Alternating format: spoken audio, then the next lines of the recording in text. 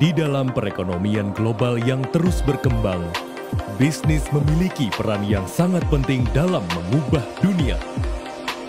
Bisnis global memiliki peran sentral dalam perekonomian dunia. Mereka menciptakan lapangan kerja, inovasi, dan kesejahteraan.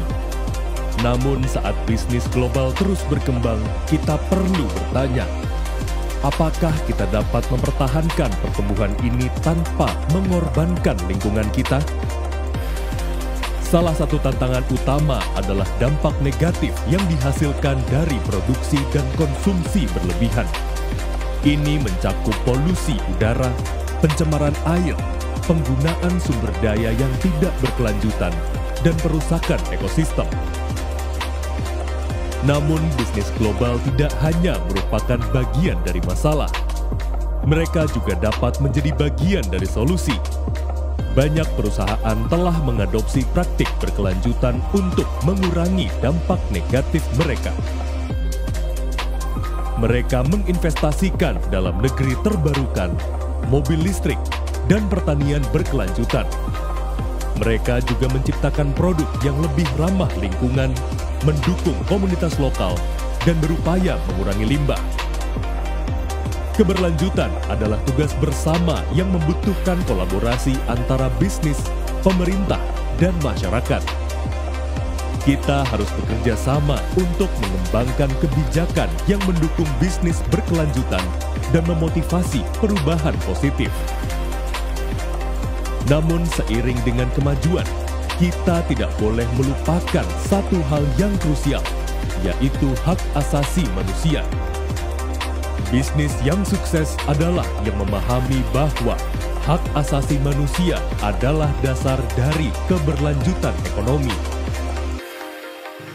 Kita memiliki tanggung jawab bersama untuk menciptakan dunia di mana bisnis dan hak asasi manusia berjalan beriringan dan membangun masa depan yang berkelanjutan. Pemerintah Indonesia bekerja sama dengan UNDP dengan didukung Uni Eropa memiliki komitmen untuk melindungi HAM.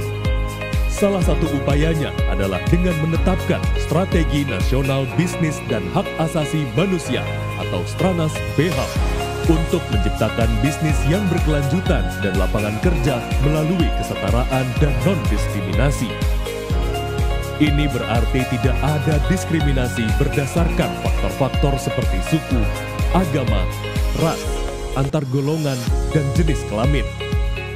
Sementara pelayanan publik berbasis hak asasi manusia atau P2HAM akan menciptakan tata kelola pemerintahan yang baik guna mendukung kemudahan berbisnis dan berinvestasi.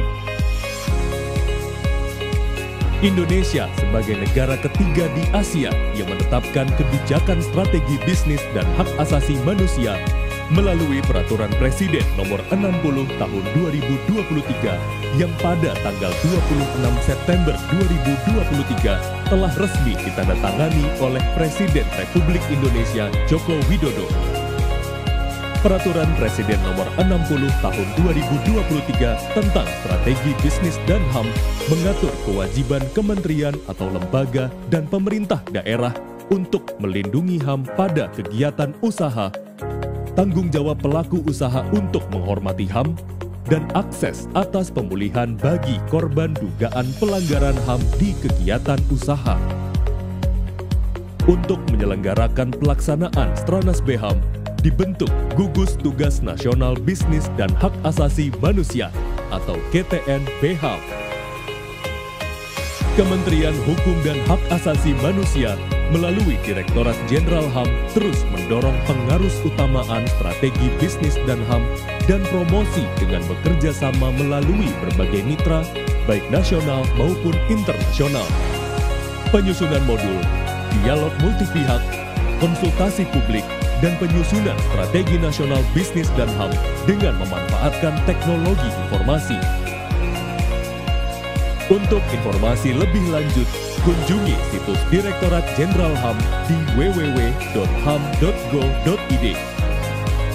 Bisnis dan HAM, pelayanan publik berbasis HAM, siap mendukung peningkatan investasi untuk mewujudkan Indonesia unggul dan sejahtera.